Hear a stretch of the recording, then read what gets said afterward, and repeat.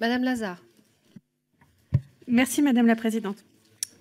Monsieur le Président Mélenchon, nous partageons le constat que le travail détaché a pu poser des difficultés et que c'est un sujet sur lequel il faut être vigilant.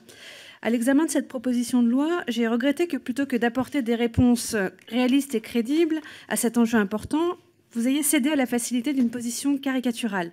Par cet article 1er, vous proposez d'interdire le travail détaché en arguant qu'il serait contraire au principe à travail égal, salaire égal.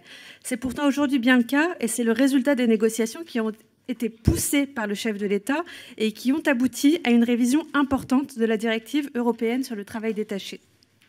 Vous omettez aussi le travail important qui a été mené par cette Assemblée et par cette commission en particulier durant les travaux sur la loi Avenir professionnel et qui ont permis de renforcer les sanctions contre le travail illégal et de créer un nouveau cas de travail dissimulé. Je crois ainsi que derrière cette proposition d'interdire un dispositif qui relève d'une directive européenne et pas d'une loi française, se lie plutôt, à quelques semaines des européennes, la volonté de réanimer des vieux fantasmes du plombier polonais, du travail étranger qui vient voler le travail des honnêtes travailleurs français. Oui, il faut que l'Europe protège davantage. Oui, il faut lutter contre les dérives du travail illégal, du dumping social, de la concurrence déloyale. C'est ce à quoi nous nous employons. Et c'est pourquoi aujourd'hui un travailleur détaché européen est soumis aux mêmes droits du travail français sur la durée du travail, sur le salaire minimum, sur la sécurité, sur les libertés individuelles et collectives.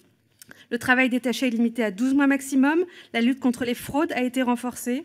Une plateforme européenne de lutte contre le travail non déclaré a été actée et verra le jour en 2019. Tout cela, c'est concret et c'est le résultat de compromis, de négociations.